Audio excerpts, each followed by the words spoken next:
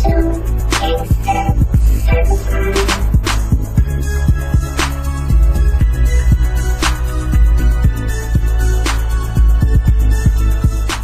hello and welcome everybody to the new revamped version of the Spiritual Gangsta Certified Podcast. I am your host, Illy Vish, or Janae. I go by either. And I'm so very excited because now you'll be able to both listen to the podcast if so you choose on all of the platforms where it's already available, or you'll be able to watch it on our YouTube channel or on Facebook. So I am so very excited. And this particular episode today is going to have some layers to it. I'm going to spend a little bit of time discussing the energy that we're under the influence of right now, mainly us going through Mercury retrograde in Scorpio. And then I want to talk about Mercury through the signs.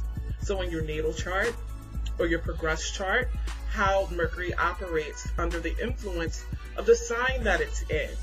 And then after that, I have an extra special guest that I am ecstatic to have on. A phenomenal person, woman, mother, astrologer, just a great human being, Marie Rousseau.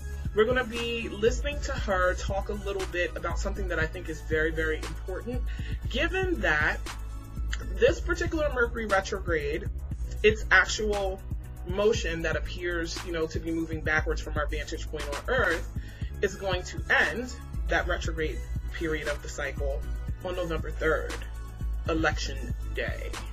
So, with that in mind, there's a lot of chatter and different things in the air, and she has some ideas that I fully support and think that everybody needs to hear to keep some things in mind, especially when it comes to us dealing with politics, us dealing with people's opinions on politics, and how we're communicating with each other. Because what's winding up happening is that a lot of people are essentially getting a little emotionally riled up.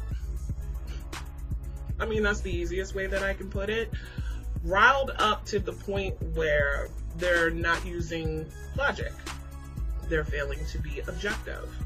They are listening without the intent of understanding what the other party is saying, but more so, listening just to respond. It gets interesting, y'all, so stay tuned.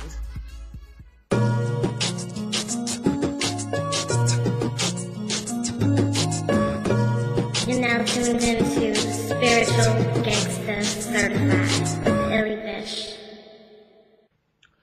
So, as everybody is probably aware, Mercury is now retrograde in Scorpio.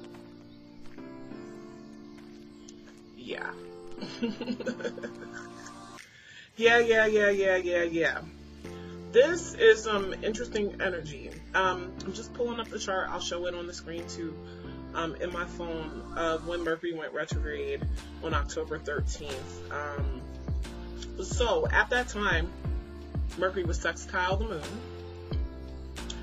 sextile Venus, and opposing Uranus. This retrograde cycle, just looking at those aspects that are being made, there is a lot that can come up for people. A lot that can come up people, especially with that opposition to Uranus.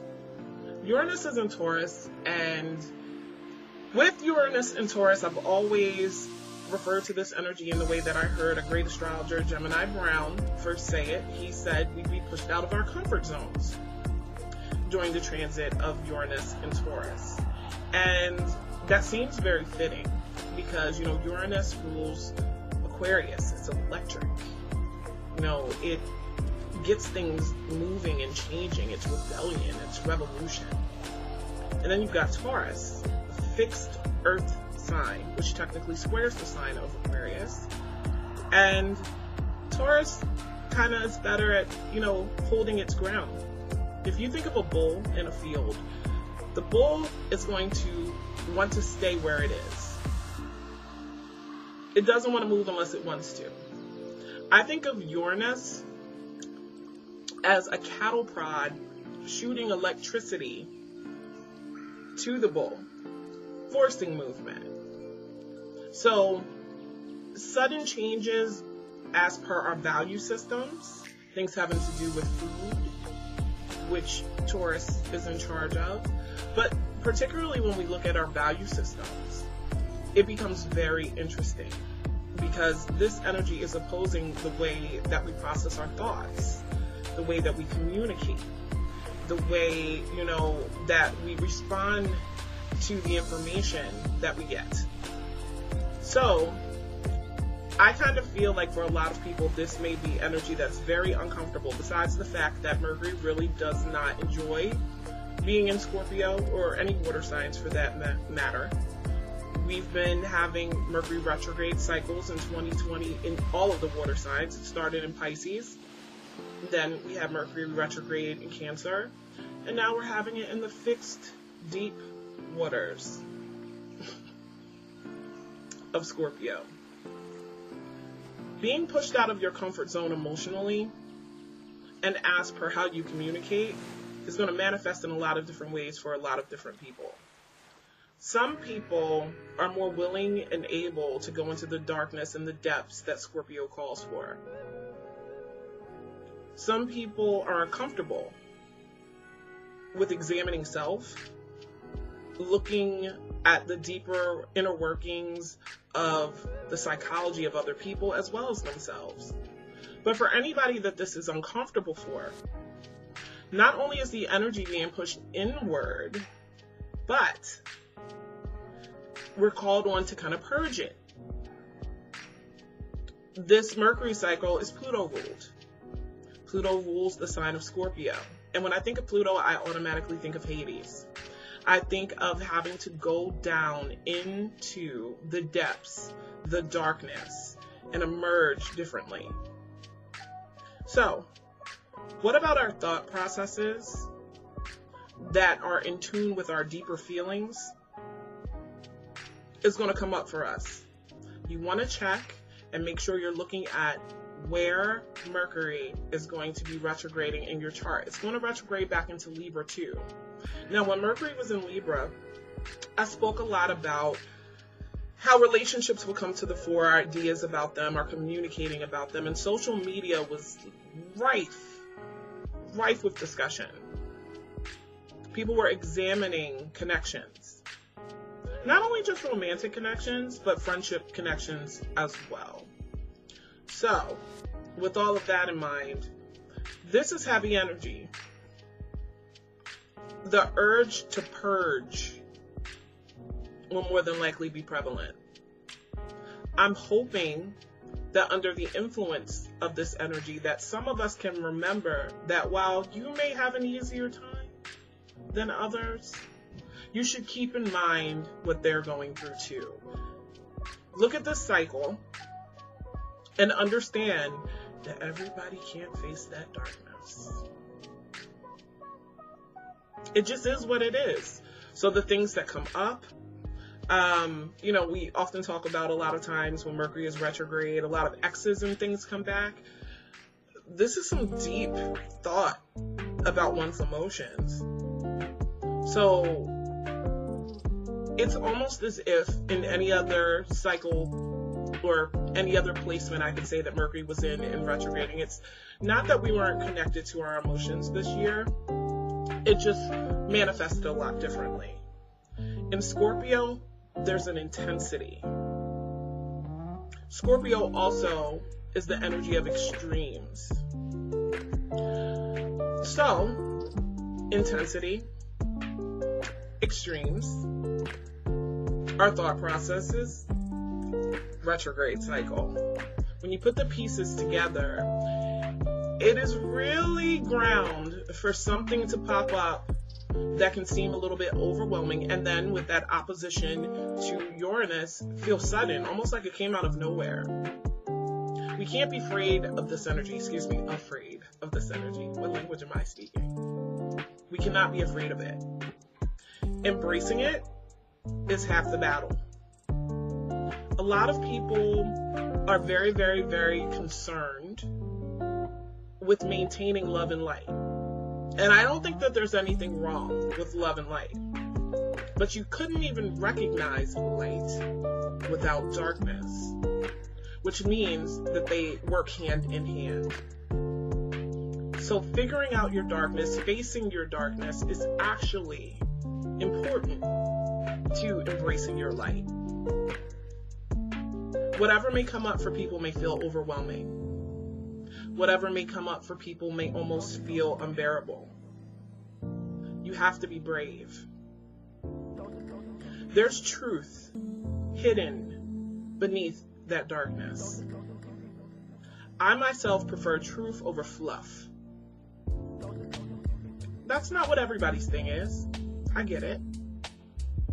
But this is a time when the universe is calling on people to face that truth over fluff. And hopefully you'll embrace that, because you'll be all the better for it, I promise you. Now, I'm going to light one up, a special CBD THC blend.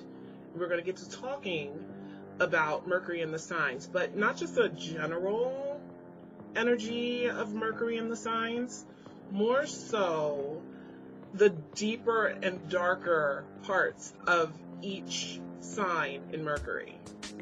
How does your Mercury have its negative impact on how you interact with people? That's what we're going to focus on. So let's go. So, what is your Mercury sign? What do you know about it? How do you embrace your Mercury? When Mercury is retrograde, it's asking us to basically take the energy inward. Our thought processes can feel a little bit more pronounced unto ourselves. Now, there's people who were born with Mercury retrograde, like I was born with Mercury retrograde in Pisces. Matter of fact, this particular retrograde in Scorpio started at 11 degrees, so it was trining my natal Mercury retrograde in Pisces. I've had some interesting developments. I can say for my own Mercury placement, it being in a water sign, mutable water at that, changeable water, Pisces. It's interesting for me. I tend to feel my way into understanding. Things have to feel right. And then I notice sometimes I can know exactly what I'm going to say. I'm very precise about my words in my head, but they come out like, bleh. It's just one of the side effects to my Mercury sign. But once I kind of look at what you can pay attention to that you might want to just grab a hold on with your Mercury sign, because sometimes I feel like a lot of people are unaware of this energy passing through them when they're communicating with others. So we're going to start with the baby of the zodiac. I made some little notes here, make sure I don't miss anything. But Mercury in Aries. Aries is cardinal fire. It comes running out the gate. It is impulsive. It is spirited. It is action oriented. It wants to go. So when we couple that energy with Mercury, what do we get? Well, impulsive communication at times, this sense of urgency to get things out and to speak. And then, as I called Mercury in Aries, the baby of the zodiac, because Aries is the baby of the zodiac wheel tells a story. And it starts with Aries, the recognition of I am my own being. I am important. I should be, focused on what's for me. That sort of thing. The negative side, I would say, with Mercury in Aries, because of this impulsivity to express oneself, sometimes in communicating with other people, Mercury and Aries natives do not realize that they're rushing to talk about themselves. If you have any friends that have Mercury in Aries, you might want to see if this is applicable. You know, it almost feels like they're chomping at the bit, waiting for you to stop talking so that they can talk about them. So, a tip for people with Mercury in Aries. It is admirable that you're so willing to express yourself. But keep into consideration that, you know, when people are talking to you, if they're expressing a problem, a concern, etc., you're taking the focus off of them if you're basically sitting there like you're waiting to jump in playing double dutch to talk. That can be offensive. Okay? So your Mercury, if you have Mercury in Aries, is ruled by Mars. The warrior. The let's get straight to the point.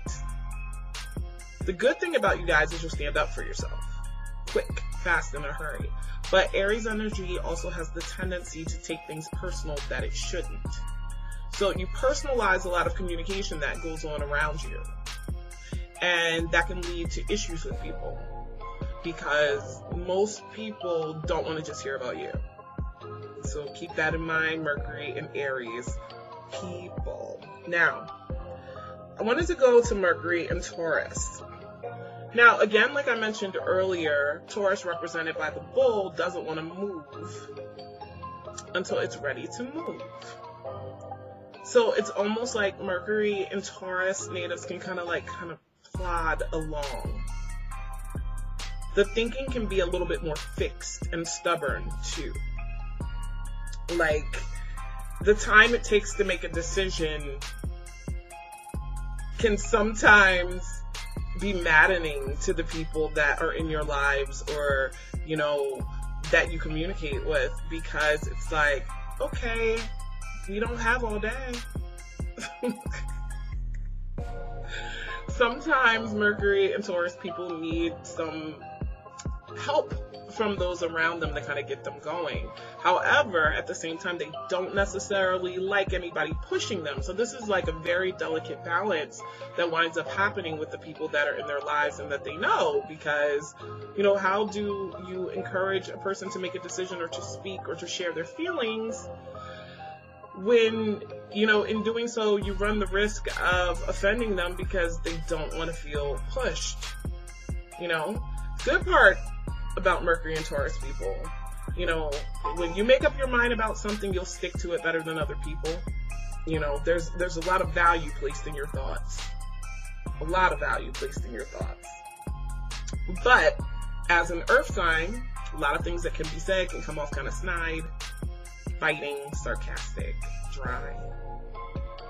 So you just want to be careful that, you know, you're really paying attention to how this manifests in your communication if you have this placement, and not allowing yourself to be dickish to people because of it, because it comes off like that even if you don't see it that way.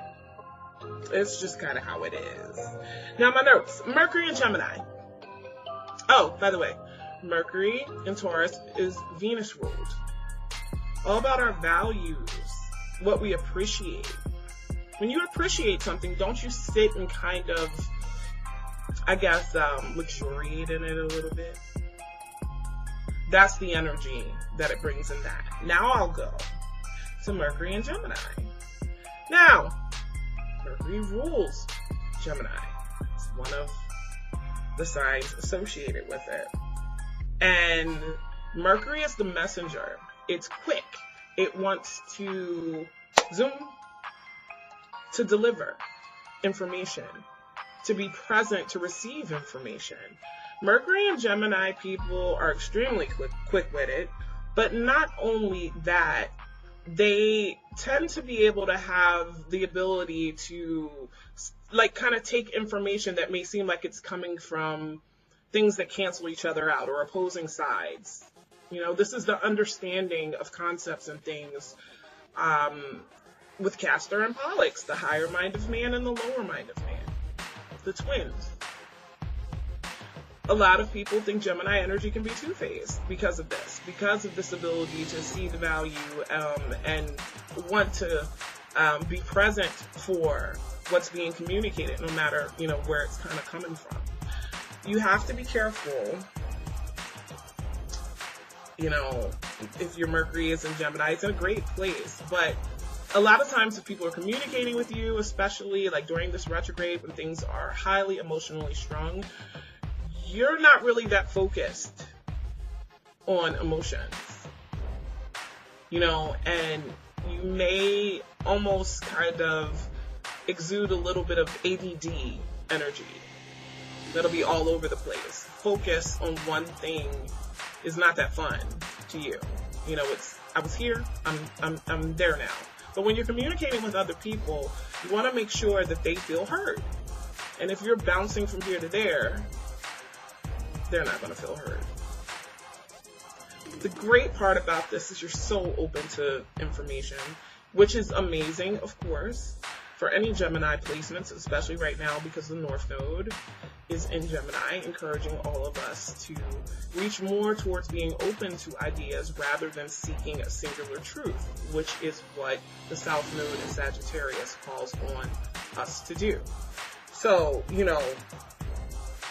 you guys are great communicating, gossiping, kind of letting information be dispelled. You've got the tea, so to speak. But you gotta be careful. Mercury and Cancer, people. Your Mercury is ruled by the moon. The moon is the fastest moving luminary or planet. In astrology, we consider the moon a planet.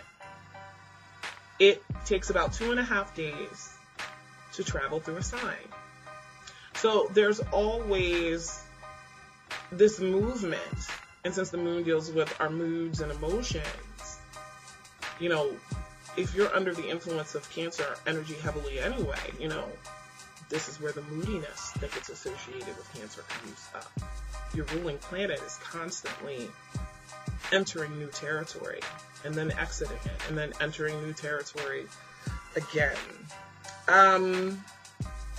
You may be a little bit more protective about sharing your thoughts, which the reason that I'm bringing that up as a negative is because, if you think of Cancer energy represented by a crab, soft inner body, hard outer shell, pinchers, ready when it needs to be ready to, kind of pinch you, to protect itself. This is a very protective energy.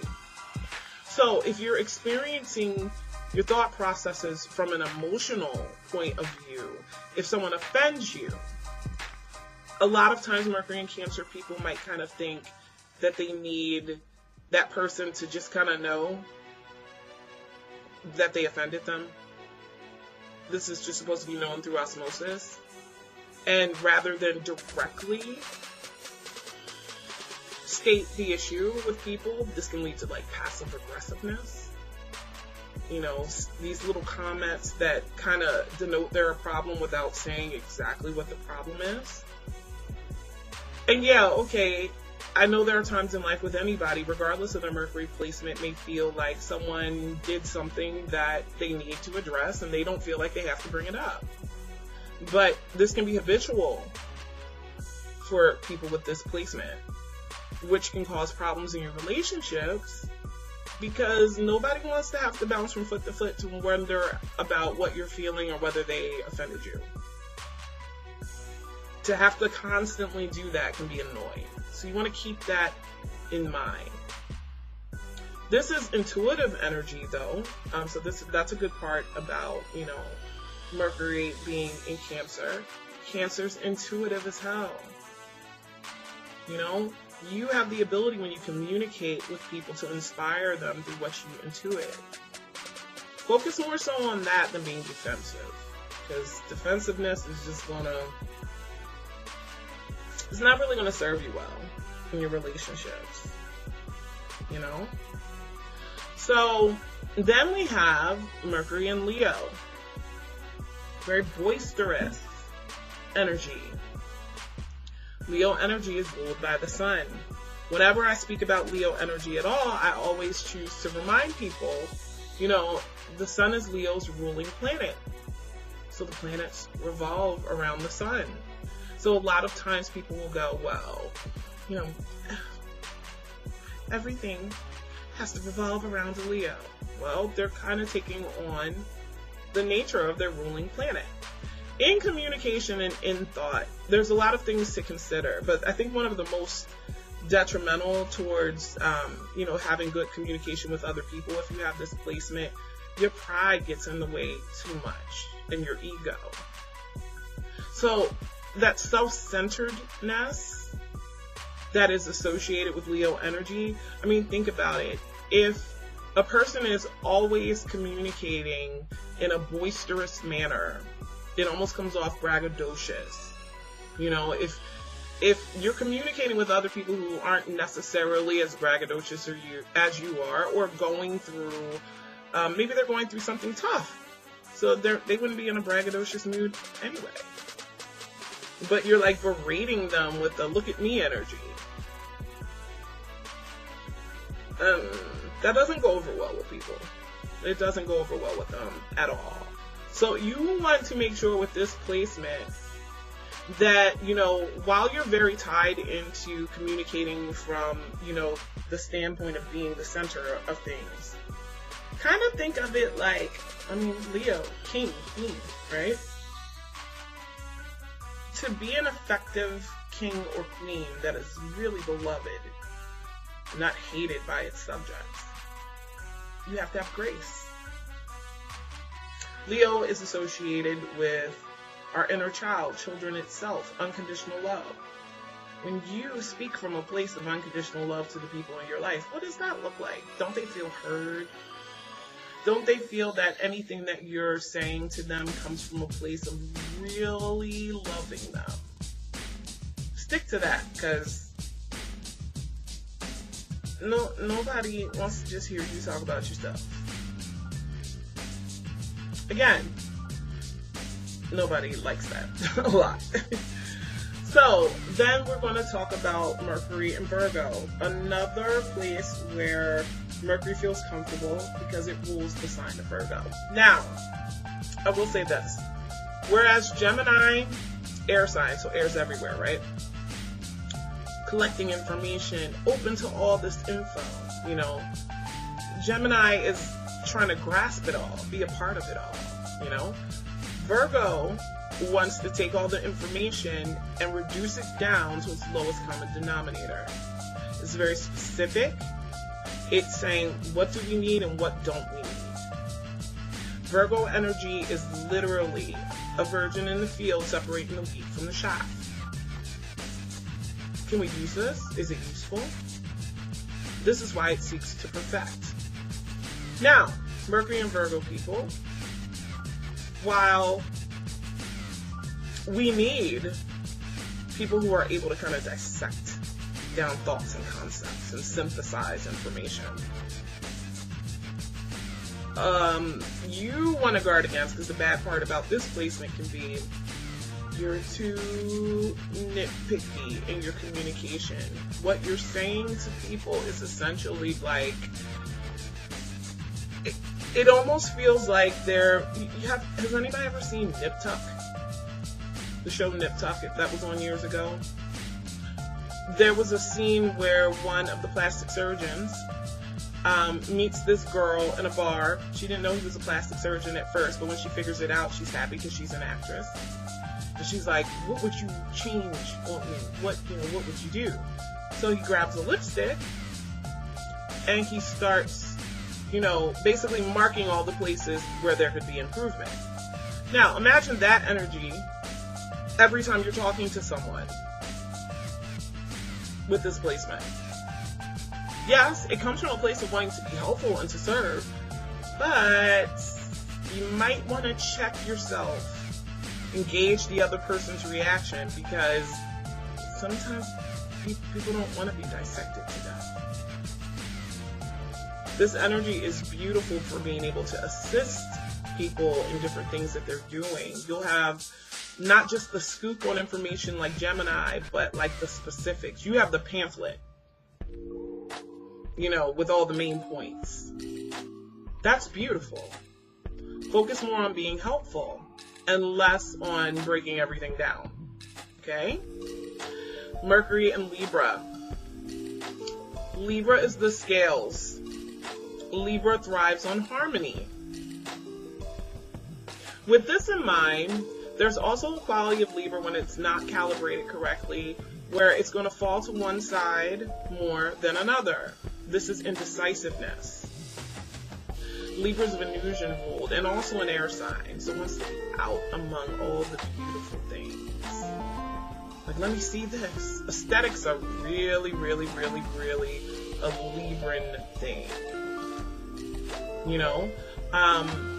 The bad part about this placement, there's a bit of a superficial vibe with the indecision of Libra energy. So in the seat of Mercury, you know, what you may opt to communicate about a lot, or the way that your thought processes are working, may seem to other people like you're not deep. You know, besides not being able to make up your mind, you know, you want to talk like about keeping up with the Kardashians or something. That's just an example. That's not to say everybody does that, but just, you know, because it's a social sign. It's the social sign par excellence. So, you know, all over the place. You don't want people to feel like you're flighty and not really taking them seriously when you're communicating with them. Keep that in mind when you have this placement. But you guys are awesome to ask your opinion about something aesthetically. Oh my goodness. Just be careful not to offer that information unless you get a cue that it's welcome. And that's how I look at that. Now, we're going to talk about Mercury in Scorpio, now where it is. So anybody with their Mercury in Scorpio, since Mercury entered the sign of Scorpio, you basically have been receiving your Mercury return. Mercury's returning back to the sign that it was in when you were born. Mercury in Scorpio is not necessarily easy. You've got the energy of fixed emotion with the energy that rules two mutable signs, which were more logic-based and more thought-based. Sometimes what we feel does not make sense. It doesn't make sense. I feel like a lot of people with Mercury and Scorpio can struggle very deeply with trying to make sense of their feelings. Scorpio energy is also protective, like I was saying Cancer energy is. The Scorpio is ready to sting, poised to sting. There's a suspicion associated with this energy. So it's almost like the bad part about this placement is operating and thinking on a suspicious level. You know, if you are working under the auspice that you can't trust people, everybody's kind of out to get you, no one really deserves to know what you're feeling deep down inside, but you need to know what they're all about, you know, that can make you kind of seem kind of shysty, kind of sneaky to people, because, you know, communication is a two-way street. In order for people to feel like, you know, a conversation was a successful one, they don't want to feel like they let out more information than they got. It's like an even exchange. The great part about this energy is its search for depth. I feel like Mercury and Scorpio people have the mind to handle the depths that other people don't. And this is the same energy that we're all under the influence of now. They just have the mind for it. It is what they do. They can look at concepts that other people can't look at and see it at its core. Or at least try to dissect it to what its core is. Now, Mercury in Sagittarius. Sagittarius, if you think of the glyph for it, giant centaur, big bow and arrow, poised to basically focus in on shooting that arrow into a far away or grand goal.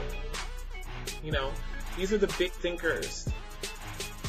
These are the people who are always thinking about going and expanding. You know, there's a sense of, you know, I need freedom for my thoughts to roam. Now, what's annoying about that, on the negative side, which you gotta be careful of if you have this placement, is there's a kind of running roughshod over people energy sometimes associated with Sagittarius and its expression, and people can feel like you are really not even paying attention to what's going on. It's just, ooh, you know, there's this spirited, expansive energy because it's Jupiter ruled. Big Jupe, I've heard him referred to. Who refers to him as Uncle Jupe? I think the Leo King. But yeah, this is grand, Zeus, king of the gods energy. You have to be careful with this placement that you're not making people feel small with the way that you communicate. That you're not making them feel, you know, like at any minute you could leave. Like you're already not here. Sagittarius energy is also very connected to traveling abroad, far, you know? And there's this mutable quality to it that means from, you know, things could be one way one minute and another way the next. The good part about this energy is very inspirational. If you have Mercury and Sagittarius and you are really focused on seeing the big picture for what someone's talking about, when you communicate with them, oh my God, you're going to give them such a gift. Your vision and the grand way that you see it can basically be sprinkled upon them. Inspiring. Definitely. So focus on that, especially during this cycle. Now we have Mercury in Capricorn. I don't know why I laugh every time I say Capricorn. It's because it's my moon position, I think. And I'm very familiar with this energy, yet at the same time, I feel like it gets it does get a bad rap. Because Capricorn comes off kind of cold and down its nose at people. It is ruled by Saturn. Saturn's the daddy of the zodiac. The disciplinarian. Saturn rules time and karma. Saturn wants you to keep your ass in line. So, you know, if you're influenced by this energy in the way that you communicate, your thought process and such, especially when we're dealing with other people, because there's this like boss energy to Capricorn, it can almost come off like you're telling people what to do. Constantly, like you're managing shit. You know, Capricorn is the goat. It loves sitting up high and looking down. It's an initiator too, so it doesn't wait for you to say, hey, we need somebody to lead. It takes charge and does that itself. So if you have this position, the annoying part of that is you can almost feel like you're parenting sometimes when you're speaking to people. Nobody wants to continuously feel parented. Like their dad called them, you know, and just basically laid them out. So you want to be careful of that energy if you have this position. You are a great business mind. This is a great position. If you have friends that, you know, have a business idea or want to start something and they're not really all that business savvy, you could probably give them a lot of good insight that would be beneficial to them. Just don't do that if nobody asks you to, really. Or if you can't even get the feeling that that's okay, because that's annoying. Mercury in Aquarius. So, an air sign, but Aquarius is fixed air. Now, fixed air sounds weird because air moves. Air's everywhere. But the fluidity of Aquarius energy, due to it being Uranus ruled, almost makes it so that Aquarius is committed to being free like air, being everywhere, you know, not necessarily being where everybody else is, but peeping the scene. Uranus is sudden, it's electric, and Aquarius takes on, you know, that quality. With this in mind, you are the great interrupters, I would say. So what's annoying about having Mercury in Aquarius, first of all, you think you know everything. It's hard to change your mind. Aquarius energy is very detached from the collective, though it understands and observes objectively the collective. But that can come off even more annoying, I would say, than Mercury and Capricorn's annoyance. Because can't nobody tell you anything.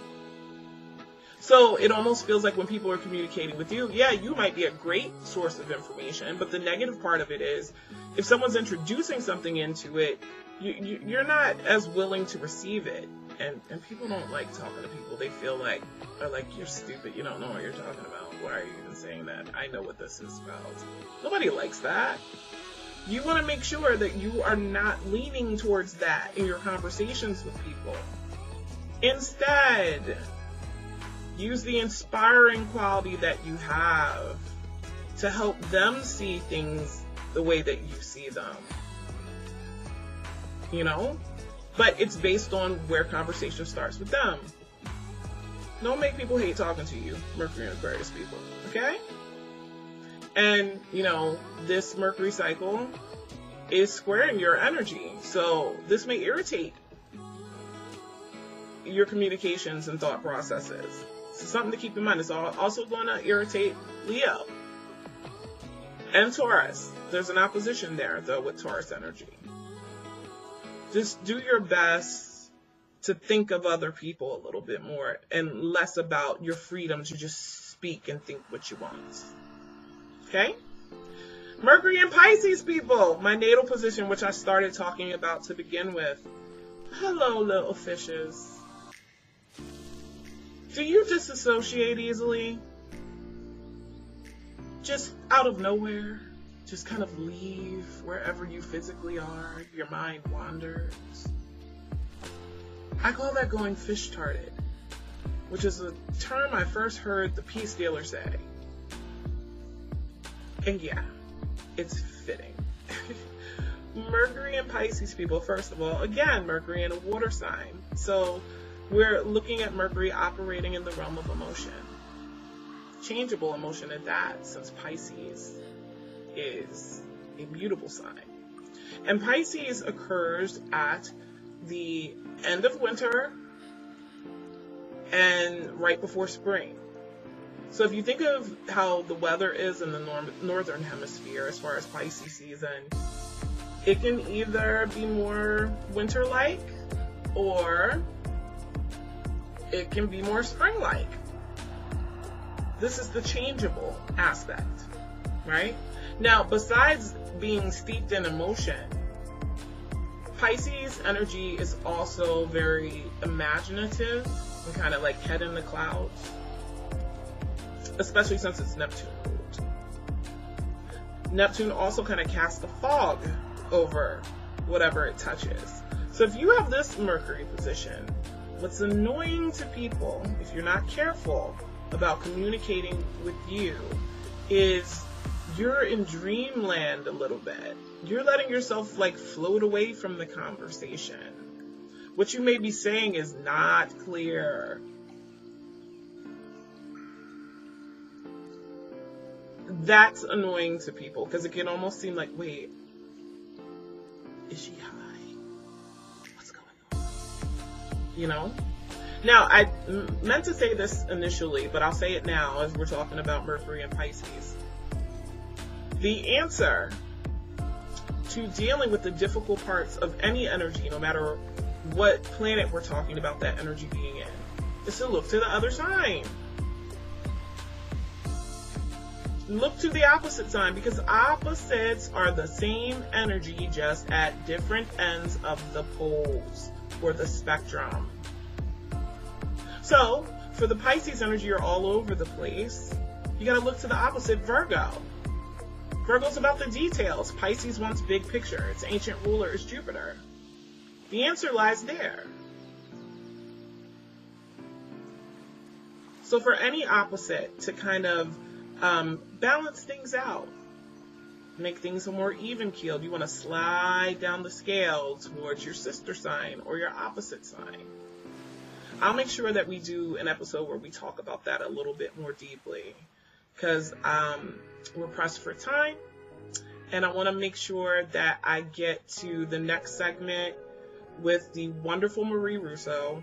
And I want to preface it saying this: Mercury in Scorpio retrograde is going on while we're dealing with a new election cycle, presidential election cycle in the US. Now, I am not one of those people who anymore, because I used to be, I guess I could say, I am not politically polarized at all. At all. I don't align with any particular side. When I started depolarizing, it was because I started realizing the extremes, and this is a perfect discussion right now for, Mercury being in Scorpio, since Scorpio rules extremes. But I started depolarizing the more that I realized that when people communicate, there are a lot of different assumptions made. Because, okay, for instance, if someone is asking a question about or critiquing what you view as your side, okay, you don't necessarily know why they're asking this question or offering this critique. But what's assumed in polarized people is, oh, if this person isn't in exact alignment or agreement with me, they're against me. They're on the other side. And polarization sucks, period. Because it doesn't matter what we're talking. We could be talking about sports, polarized sports fans, anything. But in politics, it's annoying. I do never want to tell people how to think. I believe everyone is well equipped to make their own decisions. But I will say this: no one learns anything in an echo chamber. If you are so committed to your pole or side that you can't consider what someone else has to say, that's a dangerous place to be. No one learns anything from people who only agree with them. You have to be willing to hear the other side, even if it makes you uncomfortable. It's a universal law of balance, polarity. You are not just able to focus on one side without the other. They're technically the same thing. They're just sitting opposed. Like, for instance, if we were talking about weather or temperature, and we were talking about hot versus cold, I dare you to try to find me on the scale of hot versus cold, the exact moment where cold is no longer warm or part of warm, or hot is no longer a part of warm, where they exactly separate. They're all still temperature. It's the same thing with everything. Everything has an opposite, and opposites can be reconciled. So it isn't impossible for polarized people not to be polarized. It's just a process. It's working down the scale more towards balance, closer and closer to the opposing side. So, there was a post that Marie had put up the other day where she just, I'll put a screenshot of it in before her segment begins. And she just asked a question. And I knew as soon as I saw it, just because I know how polarized people are, it was going to be some shit. She knew it too, because she even mentioned that this might start something. But it's because people didn't even really pay attention to what she was asking. They responded emotionally. Now, this is another thing that I want everybody to look for while Mercury is retrograde in Scorpio. Some people feel very intensely about things. And if they even think that you're creeping towards talking about said thing, they're going to have knee-jerk reactions. There's that Uranus opposition to Mercury and Scorpio when it started. Just out of nowhere. Like, why are you taking this so personally? Why are your emotions so much a part of someone asking you a question where you should probably use logic, and objectivity? So this post that she put up spawned all of this. So this is one of the reasons why I had to ask her if I could use that segment, because after she went ahead and, posted the post that, basically caused everybody to lose their minds, she went live about it. So I took some portions of her live, and she gave me permission to use them. I can't wait to actually have her on here so we can talk one-on-one, because she's just really such a wealth of knowledge and just so gifted. So I want you all to enjoy what she has to say. Be objective. If it don't apply, let it fly, like I say about everything else. But I'm telling you, this is very important, especially since, this energy, the retrograde itself, is going on till election day. Politics, whether we want to be involved with them or not, whether we like them or not, they're very much at the forefront of things right now. And this presidential election, I can't wait till we can talk some more about the candidates' charts. But this presidential election has got everybody that is polarized just opposing one another. Just not even, the minute they think someone's on the other side, it's just insults and mudslinging and getting emotionally riled up and acting like children. And remember, Mars is still retrograde in Aries. So a lot of people are having things churn up within them anyway. Their tempers are short. They can't wait to release that pent up energy. So check her out, because this is very poignant and I think everybody needs to hear it. But thank you guys for listening to me talk about Mercury through the signs. This is Illy Vish, and I'm out.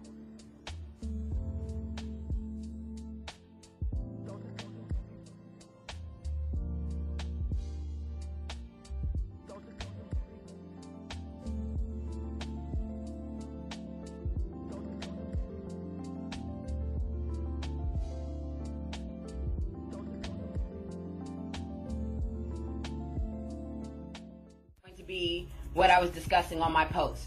First thing is, just as we know, for me, I filter everything astrologically. I'm kind of strategic. I'll go ahead and give that up. I'm strategic when it comes to certain things that I post or talk about because I'm paying attention to the transits. So one of the things that I do know that we're dealing with is the fact that Venus is opposing Neptune, and Venus is laws and governments, and it's in Virgo, which is requiring us to do a little bit more analyzing and digging in deep into governments and laws and dispelling myths and lack of full disclosure and all that shit, right? So the reason why I asked, why do we believe, what proof do we have that Biden is better than Trump? I know in somebody's mind they heard it like, so what proof do you have that that's how they heard it. You see what I'm saying? Everybody filters it in through their minds. What I was asking is, you personally, you're making a decision and you're making a choice. What is it? What proof do you have personally that makes you decide that he is a better president than Trump, that he will be a better president? What I was hoping for was that someone would say, and this was just my ideals, right? How that got dispelled, that opposition. My ideals were, I was hoping that someone would say, I'm voting for Biden because these are the things that align with my values. These are the things that I understand he did this and this. I can look past that for this and this. They are standing their square. They know what they're doing, why they're doing it, and they're making a conscientious decision, right? That is what I was seeking to get. What did I get instead? Huh? People punching the air while they're typing at the same time. Calling me a troll and a Russian bot, and what do you call that? I'm angry, or that I'm upset, or that we're voting for him because we hate Trump. That's cool. I understand that. I get that. You don't like him, so you want to vote against him. Does that mean that I'm comfortable knowing that people are making a choice, that they have brought it down to people making a choice over who you like better? It's not about policy. It's not about history. It's not about the people who govern our lives. I'm going to give you a little tip here. When you go to vote, for those that have never voted before or those that forgot, you get 4 years, be a long time, right? On the ballot, and it all gets submitted at the same time, you have your president and your vice president that you need to vote for, right? We're all aware of that. We know when you're going to the ballot, you got president, vice president that you're voting for. There's like a page or two of other fucking people to vote for. Dead ass, congressmen, senators, fucking judges, your sheriff, mayors, all that shit is on that sheet of paper. I remember my first time voting. I was dead ass confused because they didn't warn me about this, nor did they tell me when I went to go vote for Obama. And I looked down at that sheet of paper and I said, who the fuck are all these other people? I didn't know. And I couldn't say, well, I'm not going to vote, because you have to fill in the little bubbles, right? It was bubbles then, I think. I don't recall actually doing the thing. But there were little bubbles of other people I had to choose, and I had to choose one. And so me and my ignorance and my young self just started, fuck it, Democrat. This one doesn't even say. It's just an independent. Fuck it, him too. That was it. That's what I was doing, because I had no idea that when I would go to vote for the president, I have to vote for 15 other people too. I was uneducated. So when I'm making posts about what proof do you have, Trump's a big thing. That's the easiest thing. It's a ticket. I know I can rile an emotion by just, I barely finished saying his name. I'll say Trump, and and everyone will jump down my throat. Who are you voting for? None of your business. First of all, I think the fact that we're even in a state of voting for people and we are uneducated about our government, how it operates. I have people in here screaming, the national deficit, have no idea how it personally affects them. I have people screaming, oh, he was against the apartheid, how that affected the Americans, but was going for busing. Just little things, details like that. See Venus in Virgo, can't speak. Venus and Virgo. The little details. The details that make you an informed individual. The details that make you knowing that you can make a decision, one, without getting riled up by anybody and losing your shit, because people are losing their shit. You can't even ask valid questions. These are valid questions, what I was asking. How does it affect you personally? Did you do your research? What else are you reading? I'm not sitting here saying who the fuck to vote for. And quite frankly, I don't give a fuck. Really, I don't. I don't care who you vote for. I don't care who you like. I don't give a fuck. Either way, whoever gets in that motherfucker, I'm going to have to live my life. So really, if you want to know about that part of it, I don't care. I don't. I really, really don't. What I am doing is my own social experiment to sit there and find out what it is or where people are mentally and psychologically when making their choices about the people who govern your life. Period. Who governs your life and how informed are you of that? It is just like this.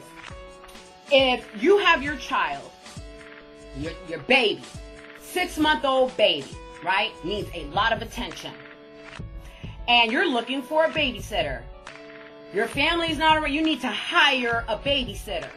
What are you going to do for that babysitter? You want references, you want background reports, you want to see this person's employment history. You want to call the people this person has babysat before. Why? Because this is my 6-month-old baby. I'm not finna leave my child with someone I am not fully informed on. And you're sitting here thinking that your government is not the same thing. That's the 10th house. It's Capricorn. They are your mama and daddy.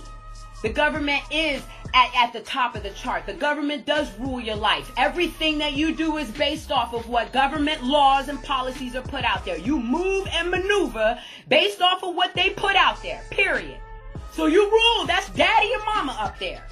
Whether we want to believe that or not, our individuality wants to fight against that. We want to rebel. We don't like it. But you would rather be able to walk butt-ass naked down the street when it's 114 degrees, but you can't. Why? Exactly. Because mama and daddy say you can't. It's not allowed. Your government says you can't. So if these are people that are watching over you, the same kind of, I'm going to make sure that this person watching my child is doing this. Don't you want to know who's watching you? Who's your babysitter? What are their references? And let me tell you this, if you were to sit there and go through a list with your babysitter to see how they could babysit your 6-month-old child, if you saw one wrong fucking mark on her record, you'd be like, hell no. Wait a minute. They said that you left in the middle of watching their child and didn't come back for 30 minutes. You're not going to go, well, the other side, they did I, so you can watch my kid. Right? But you don't treat your government like that. And they rule your life. You don't sit there and ask them. You literally let them get away with murder. And then you think it's going to be better by giving your votes to the less murderer. This one kills with guns. Well, he kills only with knives. We'll go with the knife person. And you're adamant about it. And that's what concerns me. You feel for that shit. You ready to vote for that shit. You are 100 behind it. You are losing friends and family and people that you respect. Because the moment that they question your decision, you like, fuck that. I'm going for the 49ers. Excuse me, the president. What's the difference? Huh? Sports and the presidency and the election. What's the difference? You hoorah for them like you do for a sports team. That's how you would treat your babysitters for your children. That's how you choose them. Which side of town they're from. Well, this babysitter is over here from the east side, and I like the east side. You're hired. This is where I get when I'm making certain posts politically. Because one, I know what's going to put a flame under the fire. I know for a fact if I say anything that questions what people's moral standings are because they're not conscious of them completely, it's going to create an entire argument. I got more arguments on that post about why they hate Trump versus why they value who they're voting for. That is a problem. That's not just a problem with dealing with politics. See how this shit trickles down in your life. How many times have you made decisions in your life when it comes to dating, when it comes to the jobs you're doing, when it comes to the friends you have, because you are not analyzing your values, you are dismissing certain shit you shouldn't, and you're getting riled up around the wrong shit. Biased? Yes, I'm biased against political ignorance. I'm biased against life ignorance. I'm biased against our own self-knowledge ignorance. I don't like that shit. I don't like to see it in other people. I will challenge you. You think I'm challenging you because I want to make you look stupid? No, I want you to question yourself. Is that my job or duty? It makes me feel good to do it. I think that giving people an open option to realize what they're dealing with full eyes open, for them to make better decisions in their own life, that's my goodness. That's what I do for good, okay? I used to actually, people don't even know this, I used to go to juvenile halls and speak to young women. I have a certificate in rape prevention. I go to speak to them to show them the real realities of rape and domestic violence and how they can how they can remove themselves from dangerous situations before they even occur. Everyone talks about the end game. They shouldn't do it at all. You fucking right. But this is the world. So they're going to be faced with certain things. So what do I give them as advice? How to prevent the shit for yourself, to value yourself and make conscientious decisions that put you in better places. This is no different. So when I have people coming at me thinking that, one, I'm emotional about a presidential motherfucking candidate, like that's the last thing I need to be fucking emotional about, that I am sitting here trying to push opinions because I am asking questions that, one, you should have been asking yourself.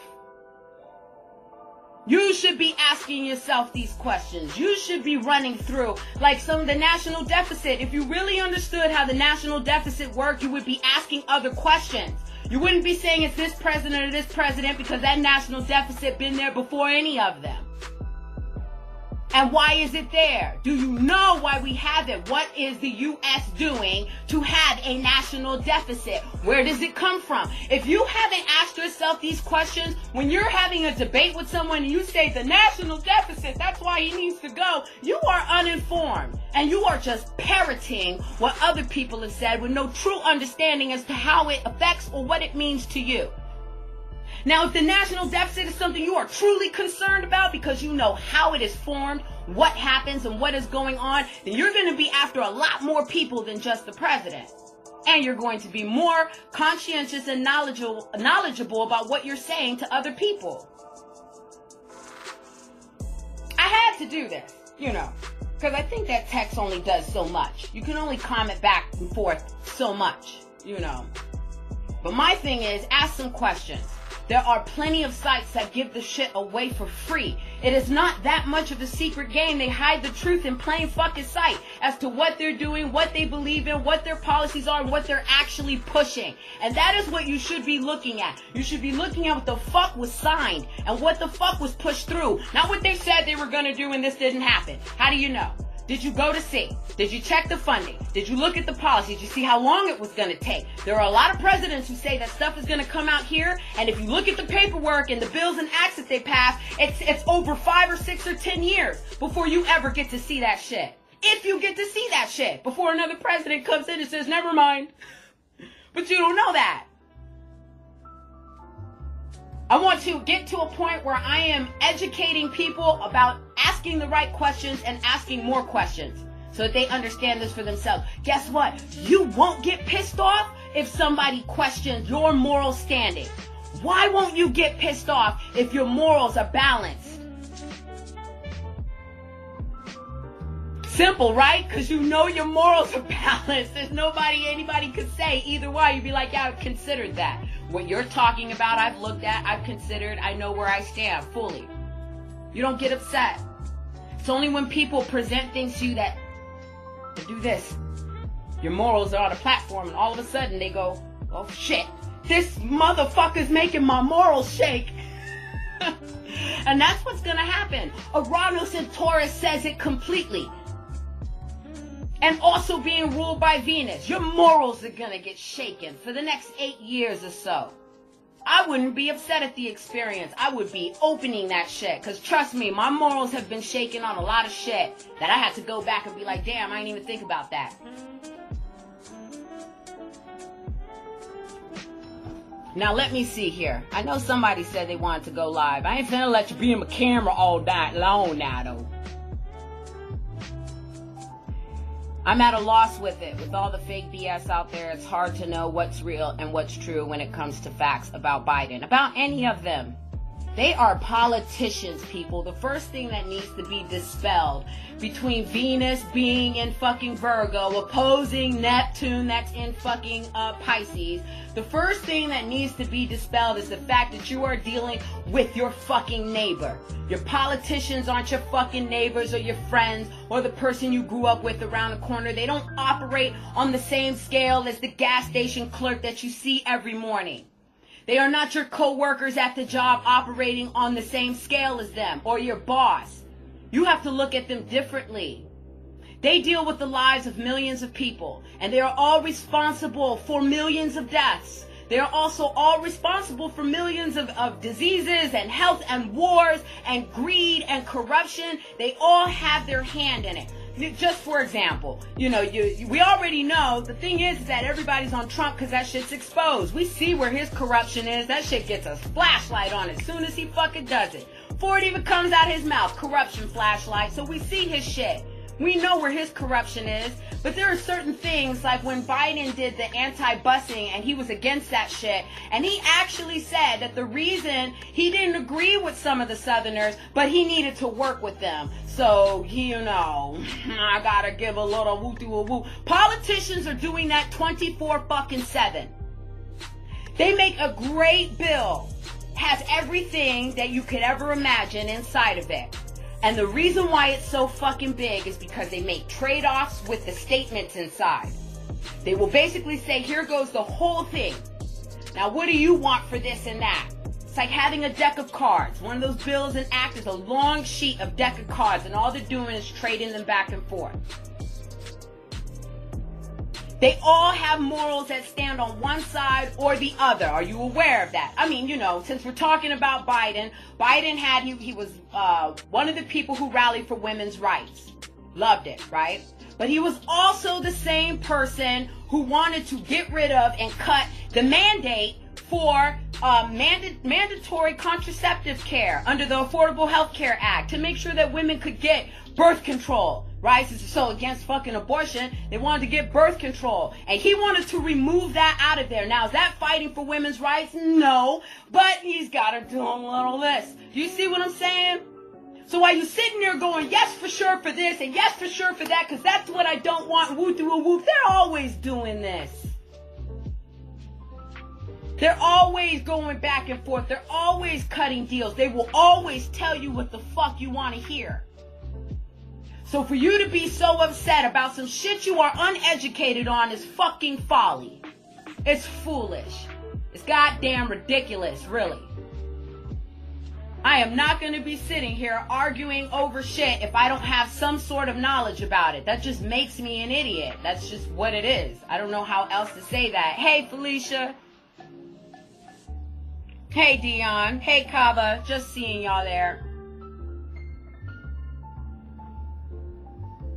So now that you know, kind of gave up my secret. I don't know if I'll be able to run any more social experience on my goddamn page anymore. Though I might, because people are easily triggered. You know, we're a pretty brittle society nowadays. And we all want to save the world. We want to save our world, our perception of it. That's really the fight for everyone. Everyone wants to save their perception of the world. And everybody's perception is different. Welcome to the Kali Yuga. It'll never happen. We'll never always get everything that we want. But since we know that, then we better know what we can and what we're willing to get and what we do and don't want at the same time. With Trump, all I hear is what you don't want. I don't hear what it is you do want. What policies do you really want? What kind of things do you want to see happen in your government? You personally, what do you want to see? And then start asking yourself, well, how can I get that? The presidency is two heads on a table with many legs underneath. Many, many legs. The same thing they're doing to Trump, how the Democrats are stopping him from all his policies, are the same things that the Republicans did to Obama when he was trying to put his policies, are the same things that they did when Bush was in office, are the same things that happened with Clinton. It's the same fucking thing, people. It's the same thing. And every time there was a president, there was a crisis. Every king has to have a war. This is the balances of fucking the cardinal signs themselves. You have Capricorn, the king must have a war. They must have disagreement. They must have something they overcome. They must have strife. There's no ruling over a peaceful land. First of all, you can't get money that way. We're not going to get heaven here like that. And I think this looking through rose-colored glasses, by giving all of our faith in the people that we don't even know who they are, we're giving faith to babysitters we haven't checked on. We sit there and we look at the news and we think that's all there is. Like I was telling somebody in my comments, Hazel, I believe, when I was telling her, I said, you know, do you read Southern Poverty Law? Do you read the NCBI, that National Biotechnology Information Site?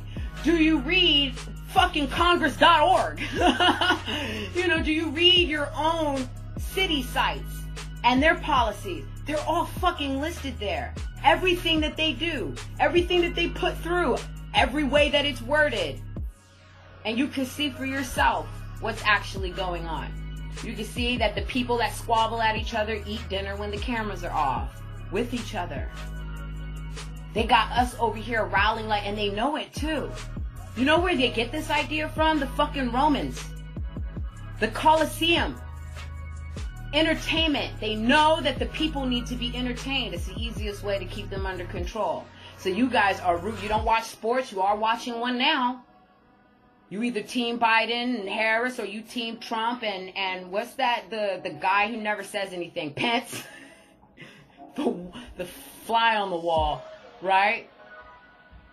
Now they got y'all wearing t-shirts, buying souvenirs, wearing hats. Oh my God, bumper stickers. They sell this same shit at a sports event. The fuck does that have to do with politics? You see, you don't even see how you're being led. You don't even see how if you're sit back and go, okay, that fucking shit show, it's not a part of my values. What are they really doing? Who riding? Like it's a football game. And every day, it's a new game. And everyone runs to Twitter to check the score. Who's winning? Checking the polls. The polls. Fuck the polls. Everyone turning up, oh, who's got the lead in the poll? When we know that doesn't mean shit. Same thing, people. Every 4 years, it's the same thing. The polls. Fuck out of here. They said Hillary was winning. Last time we checked the polls. But you see how they play the games? That's the scoreboard. That's to show who scored a touchdown in this state. You don't understand that. They're playing a game on you. And you're getting really emotionally riled about it. Instead of asking yourself pertinent questions. Because while these motherfuckers are playing games, they're ruling your life. That's what's serious. And you think it only starts with the president.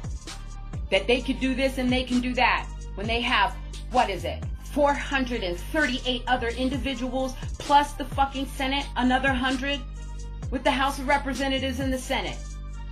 You got 500 motherfuckers making their own decisions. Writing the laws. Another thing people don't know. Presidents don't write laws. They sign them. Your representatives write the laws. Okay? So when you get mad at a policy going across the desk of a fucking president, you need to find out who wrote it. There goes your culprit. Motherfucker, how dare you write this policy that put this in here? Find out who wrote the fucker that made it all the way up there to even be signed in the first place. It wouldn't have existed without this representative typing the shit up in the first place. You'll know that, huh? I know a lot of people don't know that. You think it's just the president. He doesn't write laws. Your representatives do. Also, there is a difference between federal and state laws. Why do you think states can decide to do what they want to do regardless of what the federal government says? And the president's over the federal government. Okay? It's up to the states to comply if they choose to. How do we know this to be true? Because California sells weed and so does fucking Colorado, and it is still federally illegal. They're not following federal laws. You see that? So even if your president were to sign this in or to do this for you, it's up to your states to say, okay, we agree too. Because if they don't, you ain't getting it, no matter what the president says. And if you really, really, really want it, you're going to have to go to court. And that means you're going to have to get appealed. And you're going to have to appeal yourself all the way to the Supreme Court. You want to do that, though? That's not what you want to do, huh? That's a lot of work. I agree. Fuck out of here. How many times you have to get dismissed and how long you have to wait just to get to the Supreme Court. But if you truly are this hoorah about how you are about your president, then you'll do it. You'll really put in real change. On that ballot, if you knew who you were voting for, you could mix up the whole political party. You could be choosing this Republican because his shit is better than this Democrat. You could be choosing this. Fuck it, there's an independent. This Green Party motherfucker knows what he's talking about. He aligns with my values. You would have an entire ballot sheet with all different people that align with you if you educated yourself. No, you want to argue with me about how I'm shoving shit down people's mouths or how I'm a troll and all this other shit. That's what you want to do. And I give you the fucking advice. I give you the fucking, the way to do it. I've done it myself dealing with courts and laws. I've handwritten my own shit. I remember when I went to jail on a suspended license. Do you know why they let me out 4 days earlier? Because I asked to see the law library. They didn't want that shit. Why didn't they want me to have access to the law library? Why would they just go ahead and be like, I have to do 2 weeks for a suspended license? They let me out 4 days early. When they let me out, it was the day after I had requested to go to the law library. Why would they do that? I'm in country Georgia, by the way, right? Why would they let me out 4 days early just because I requested information? I can't go around spreading that shit. Because while I was in there, all the women were coming up and bringing me their discovery packets and saying, what is this and what is that? And here I am going through the list like, you need to look at that. That ain't even right. That doesn't even make any sense. They let me the fuck out. You ain't finna get all of us out. I just wanted to see some books, sir. So if you know that they even do that, there's this corruption that purposely dumbs you down. Having that knowledge first, know that you are stupid. I had already offended. Somebody's morals just went like this.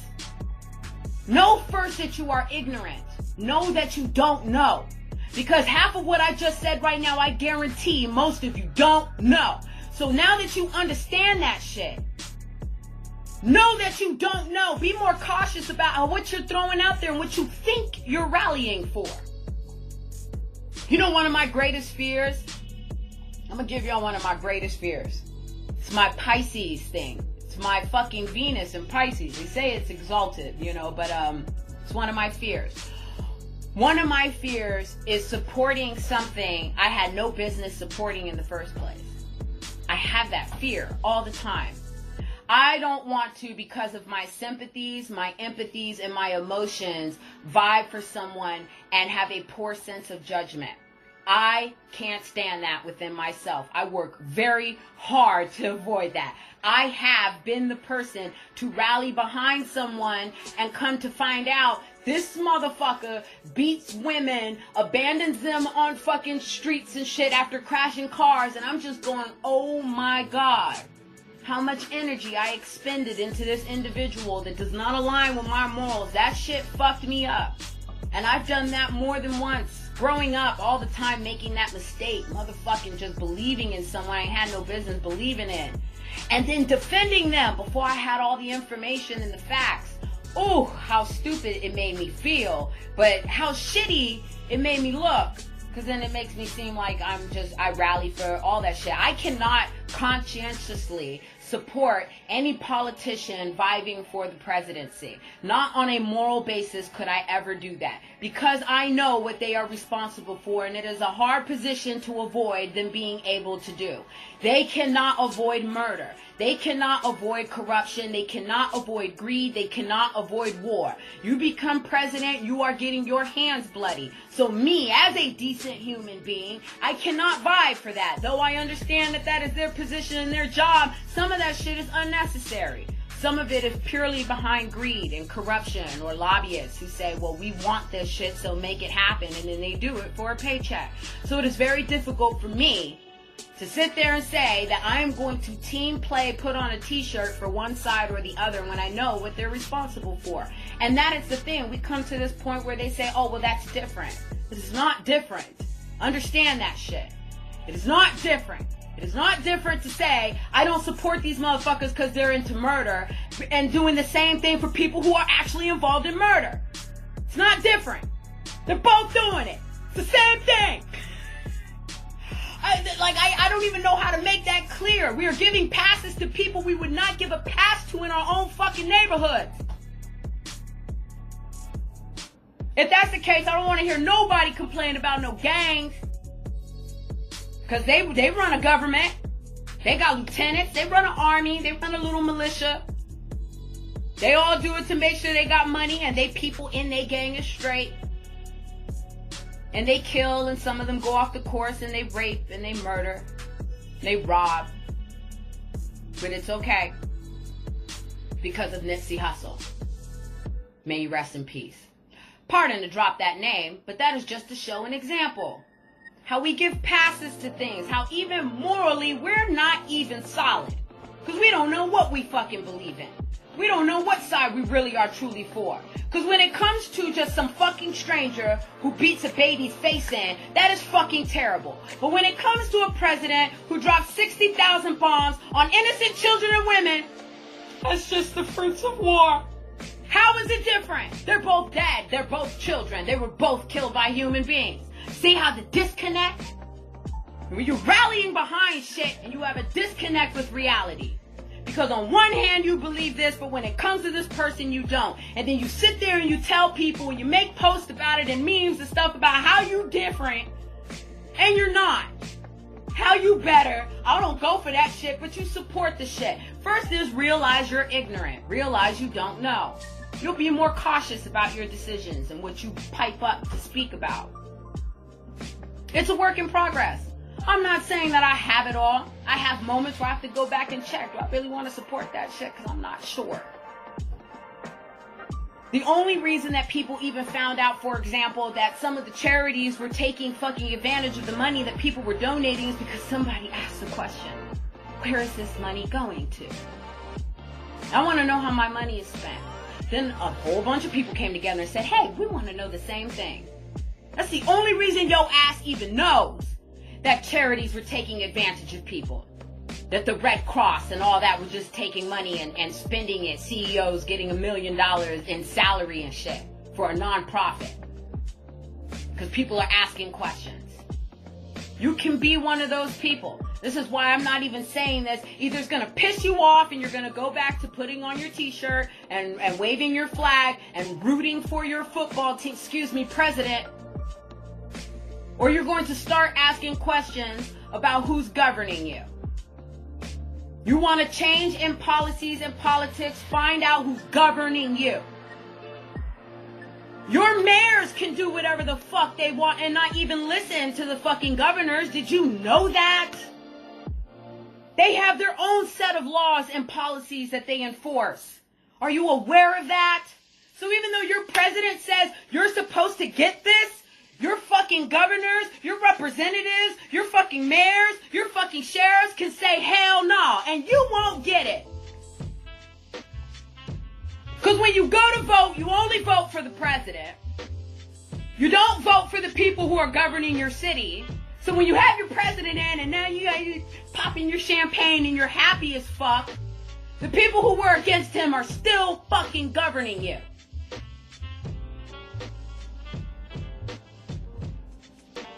So, I said it would be hard-pressed to have a debate with me about our ignorance. Because if there's one thing I'm educated in, it's ignorance. It is ignorance. I am educated in ignorance. I know what it's like to be dumb as fuck, okay? Make wrong decisions. My wrong decisions led a metal plate in my jaw. It's there for the rest of my fucking life. I will constantly be reminded of dumb decisions. Of dumb things I have done. That lets me know that every step I take is a step into ignorance that I must dissolve. Figure it out some kind of way. Do the best I can to improve myself. Do you know the best way to learn? Y'all not going to like this either. Because I guarantee we're going to see people have unfollowed me. One, because they either believe that I'm voted for Trump, fucking idiots. Or two, they got so riled up with the fucking questioning that I had to do, they could just shut their fucking morals, right? So I'm going to tell you this. You know the best way to learn some shit that you're ignorant about is to listen to people you don't like.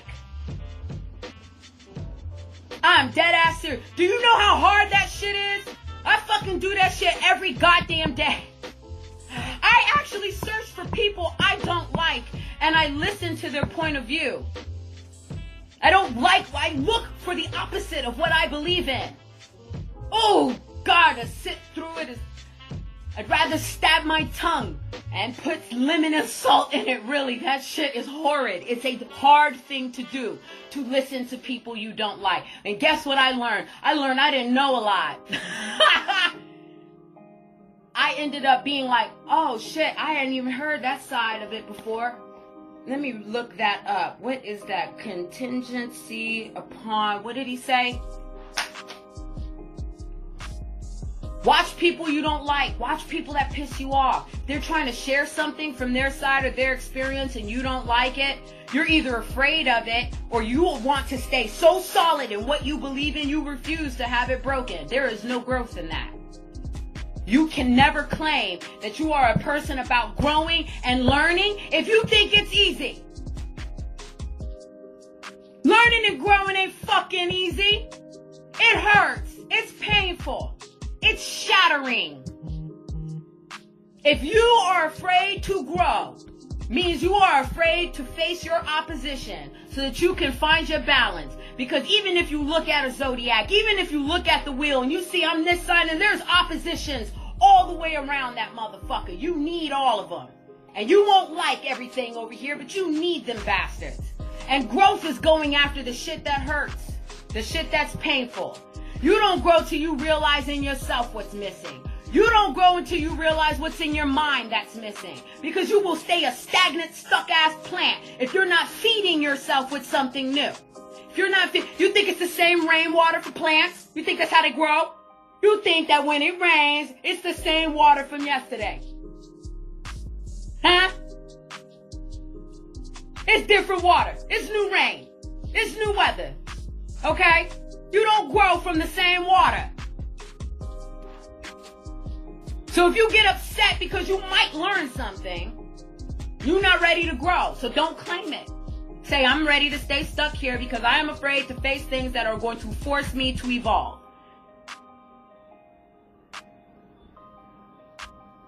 Let me see some of these comments. I know that I've just been, you know when it come in, boy. When I get the inspiration from the divine, my Mars is in Pisces. It start getting hot in this bitch. Oh, shit. This is how you grow, India. You literally have to. This is how you grow. People forget that because social media pads and protects us with people that are just like us. Yeah, the comment. You know what? That brings up a point. You ever seen True Blood before? I don't know if anybody's ever watched this show. But there was an episode in there where one of the vampires said that a part of their community, one of the things they are not allowed to do is to live together as vampires. Because when they lived together, they would have hive mentality and they would become ferocious. If one decided they wanted to go start eating people the old way, because in True Blood they started, drinking from donations and shit. If they wanted to go back and drink blood the old way by just killing hordes of people, then the whole fucking community of vampires put together would thrive off of that. So in this show, vampires were to live solo, maybe one or two or three, because the more of them that grouped together, the hive mentality took over. So that bringing up that point that on social media we befriend people that think like us, so we're never challenged. I thought that I wanted to do that, and I tried that one year. This whole I'm breaking away from the toxicity. I'm gonna cut off everything. I don't want to see nothing bad. What a coward move that was for me. Coward. I was afraid to face or didn't want to or couldn't handle seeing somebody oppose my idea. So cowardly, I ran away from it and blocked it instead of deciding for myself, why don't I like this shit? And what is it about it? And maybe I need to investigate it more. Because when you don't care about other people's opinions, you aren't triggered. You're only triggered when it shakes something in you. How are you shaking? Why are you that fucking vibration, that Uranus in Taurus? If you get shaken like that, that means you need to be enlightened. Uranus is enlightenment, as well as breaking apart and crashing. Values, Taurus. You see? You are supposed to be shaken and riled up right now. And find the things that you don't like and discover why, really. Because, like I said, you don't like murder. Yet you give votes to people who murder. It don't make sense to me.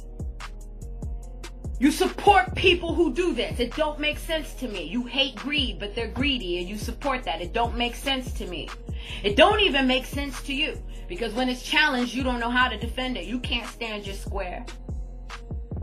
You start calling names or assuming people's dispositions. Right? So you can't stand your square. I could do this all day because I know what I do for myself.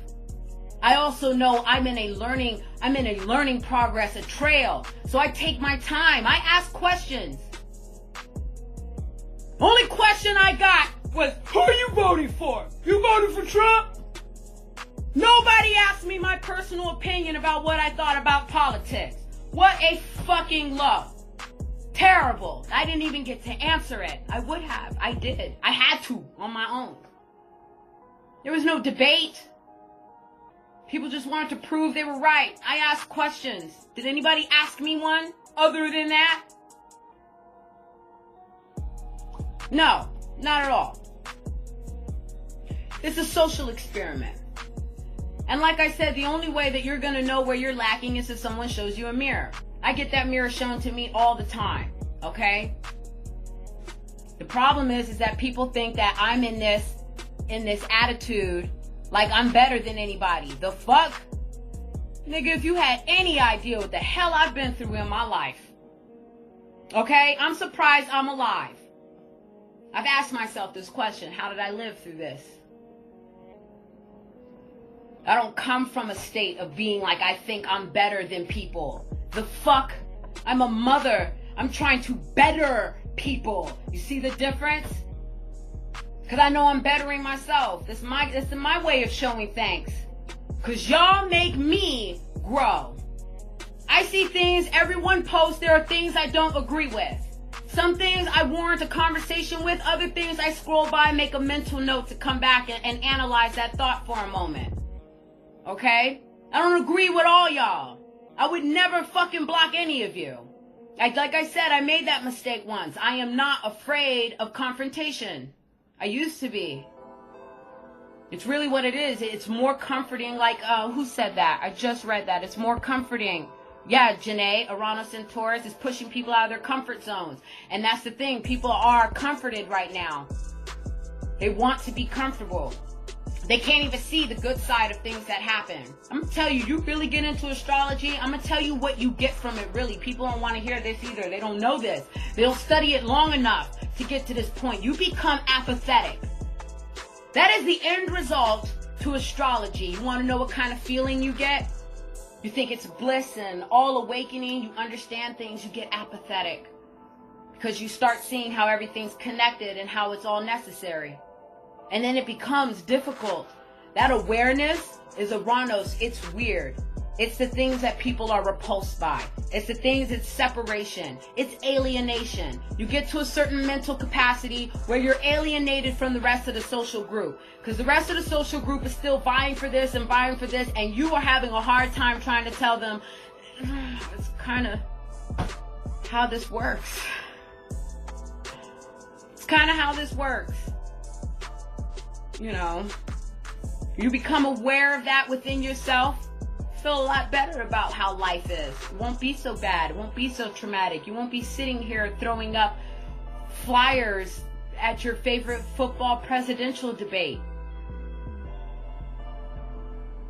If you're really concerned, if it's your destiny, right, about how to change things, then I've told you how to do it. You start at your local government, not your president. That's the top of the house. The fuck? You can't get there. Even in spirituality, they tell you gotta go through angels and jinn and all that other shit for you to reach the source. Yeah, Jesus, we can cut right through it. He's the line. No, man, you gotta start at the bottom. So there goes the solution. Then that's part of my problem after this, right? If I sit here and tell you, go to your local government, write letters to your local government, make sure you're voting for the sheriff that you want, the mayor that you want, make sure you're informing other people about what they're doing and all this other stuff, and you create your community so that you're all well informed, and I'm telling you that that's how you do that, and then go ahead and make your appeals. Be ready for a fight, get funding, you're gonna have to write a lot, you're gonna have to talk a lot, and you're gonna have to meet with a lot of people. But if you're ready to make some real change and you want this shit to happen, that's how you're gonna have to do it. So when you don't do it and you're still complaining, I don't really have no motherfucking sympathy for you. I don't care, because I told you how to do it. How did I learn how to do this? I fucking went and looked. Okay? You sit there and you think that all these companies are getting away with shit. They're using the same funding and laws that are available to you. Did you know that? Huh? Did you know that? When you're sitting there saying that the government is supposed to give money to communities, they don't do that. They do not give money to communities. It's a capitalist country. The fuck they do that? We need tax write-offs here. So they give them to corporations and nonprofit organizations. So the money that you're expecting for your fucking, we're supposed to get money. They're supposed to give it to the community. They do. And they did. They give it to your HBCUs. They give it to all of the nonprofit organizations for minorities and women only. They give it to your local charities. They give all that money to them, because they're not just going to personally hand it to you or send you a check. Even the check we got had to go through the IRS and another facility in order to get to us, right? So all the funding and money that they do, they give it to nonprofit organizations and other organizations and corporations. They leave it up to you to go take your ass down there to the offices, go online on the websites and call and talk to people so that you can get your name on the list and get a check. I sat there and watched a video of a man in Chicago when it came to the whole the pandemic, and he said he didn't get any money for his shop. When they asked him why didn't you get any money?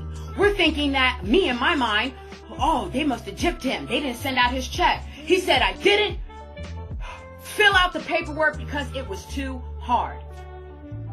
This was on the news, NBC, in Chicago, about a man who had a fucking barber shop. I didn't get the money because the paperwork was too hard and I didn't know how to fill it out. Unfucking believable, my people. The ignorance is amazing. I had someone tell me that they were filling out the paperwork for their community because they didn't know how to do it, so they were bringing it to her, and she was able to do it for them. She understood how it worked. How smart of those people to find somebody to help them with that paperwork so they could get their fucking check. How smart of them to even put in the information and find out what was there and talk to the necessary person so that they could get their money. How unsmart of the man who knows that they're giving away their money, but he doesn't want to fill out the paperwork because it's too hard, but neither does he want to find somebody to help him.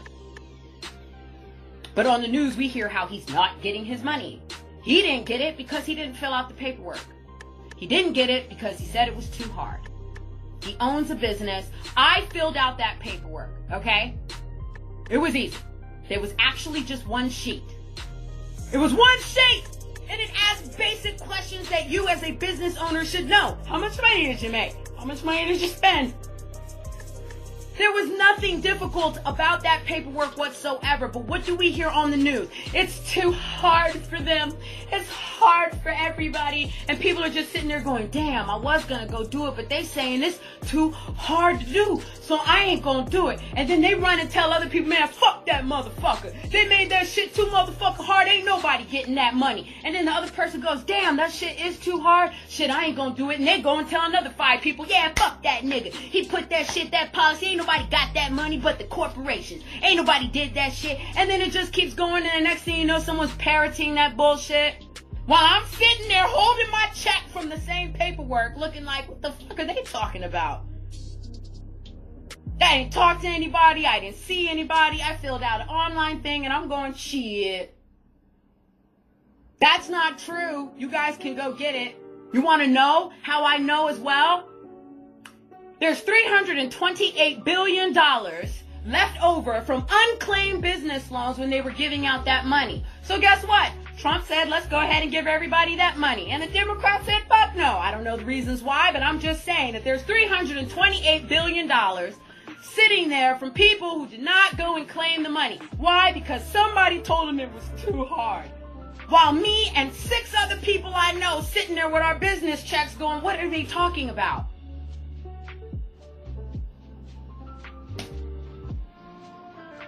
Whew, my goodness. I don't know how much more I could do. You know, maybe I should do this along with, this should be part of my goddamn podcast and shit, but I do. If you listen to my podcast, I have been talking about government, and I have been talking about people being more involved and getting more knowledge. I have been saying North Node in Gemini means gather information, not South Node in fucking Sagittarius publishing shit. Yeah, India, there has to be one mind that does the work. Dion, to know the system which you live in order to enable yourself to make change and evolve. Lewis, cause and effect. That's all it comes down to. People don't want to do the work. You know what? A lot of it is that people don't want to do the work, and they believe this fairy tale that our president is supposed to save us or something. I don't even know where we got that idea from. When has that ever happened in the history of presidency? Ever. Every year, hoping and waiting and wishing and all that extra shit, and hoping for what? And like I said, it's hidden in plain sight, everything that you want. Look at the man in Texas. I know I'm not the only one who knows about this one. This one went around for a while. White people was mad as hell. He ended up going down to, the clerk's office or something like that, the state secretary, and he found out that he could get a house for $16. and it was like a $400,000 home, but he found the paperwork and he went and filled it out and got a $400,000 home for $16. A black man here in America went and did that shit, and the law could do nothing. He got that house just as he was supposed to because he went out there and did the work. His neighbors was mad as hell. He should pay the same amount as us. Why? Because he was smarter than you. See? You know how many times I snap my fingers when I go, fuck, I should have did that. I wasn't smart enough. I can admit that to myself. I could say, damn, I didn't think of that. I was ignorant. Damn, I didn't know that. Fuck. I missed out on that one. I should have known better. Should have did my research. Should have checked into it. I hear shit from people. I follow a guy right now. I bet he's on here somewhere. If he's in live, I don't know. I'm talking about you, Ross Suketatuz, whatever his name is. Oh my God. That nigga. He be posting shit that be having me. Gotta be like, what is wrong with you? And I go on there, and he's still a friend on my Facebook. He says some things that are challenging. He makes me think about things I hadn't considered. The other side of the story. You also see the hypocrisy in what he posts and what I believe. That shit right there, ooh. You see, and every time I've gotten to the point where I just wanted to be like, why do I even follow this nigga? This motherfucker posting that black women wearing blonde hair and why don't we even follow this nigga, right? Finger be this close to the unfollow. I'd be like, I'm gonna press it today. Nah. Because sometimes he says some shit I need to think about. Doesn't bother me. It gets me excited.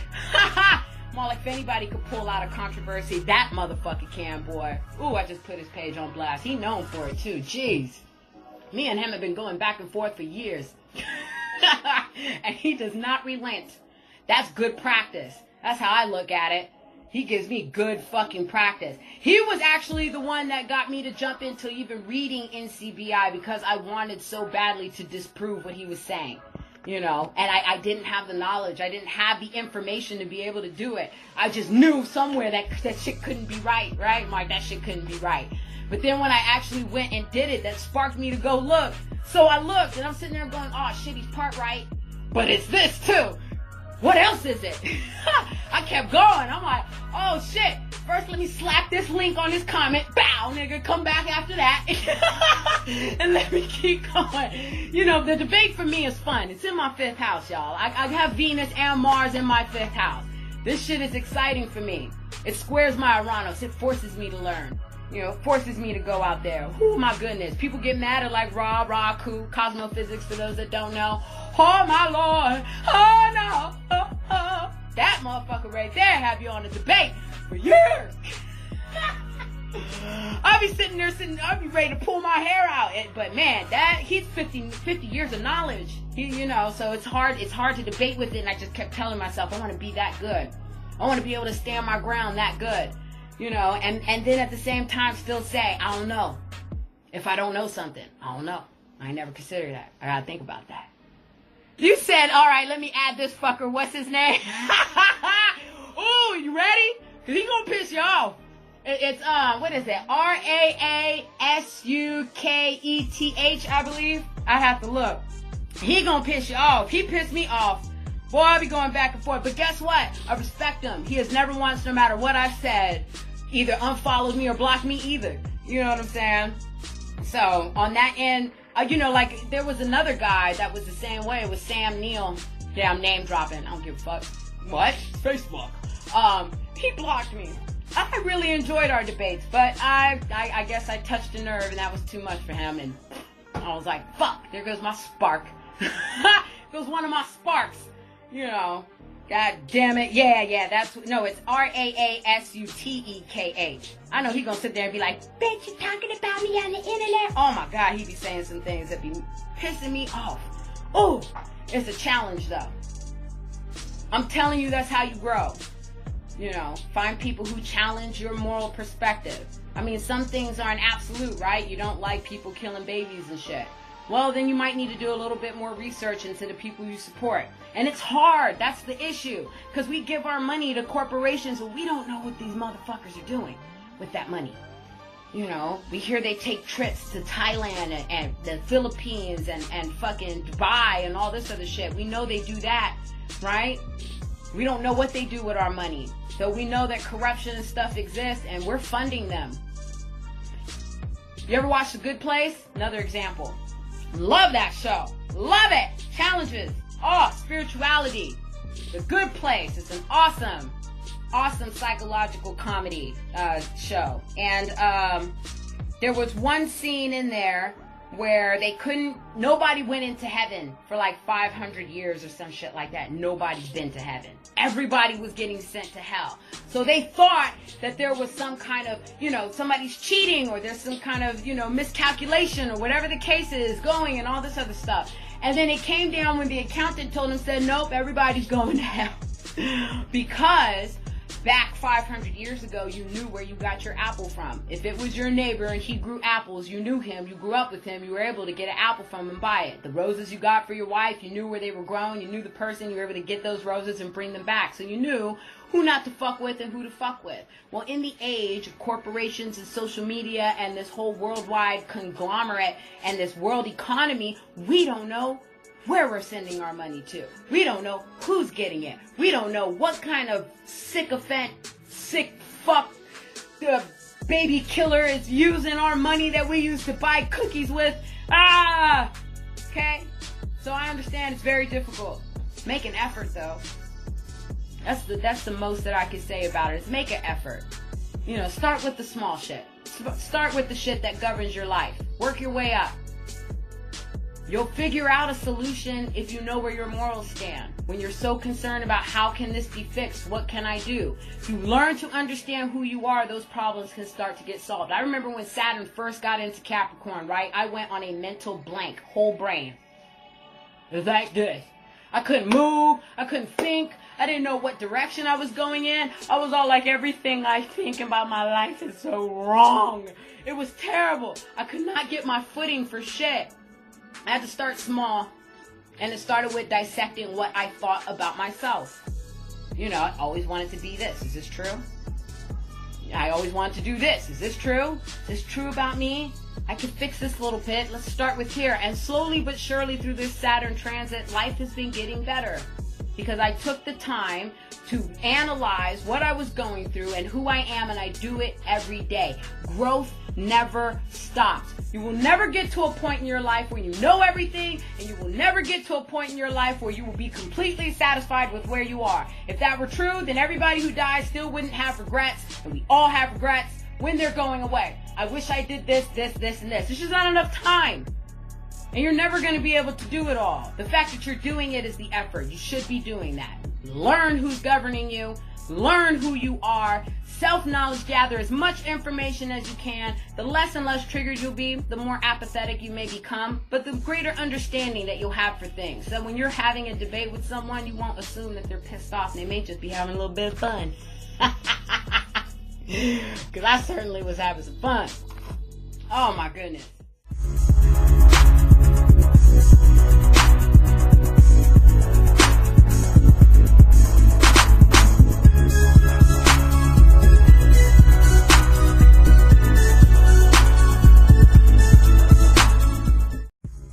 Hey, this is Illy Vish from Spiritual Gangsta Certified, and if you haven't heard about Anchor and the fact that it's the easiest way to record a podcast, let me put you on.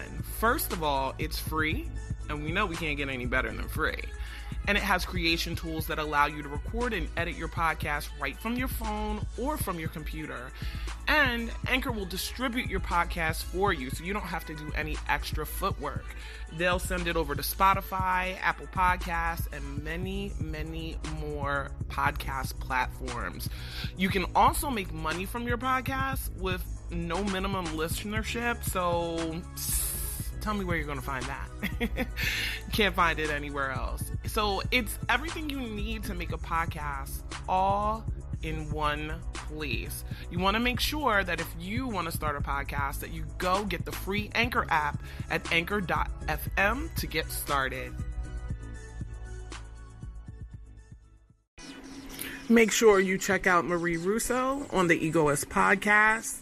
You can visit her at www.theegoist.m as in Mary, E like elephant. Or you can follow her on social media and Instagram at Marie Rousseau, MARI3ROUSS3AU. Her blog can be found on IamMarieRousseau.com, and you can visit her on Facebook at facebook.com/IamMarieRousseau.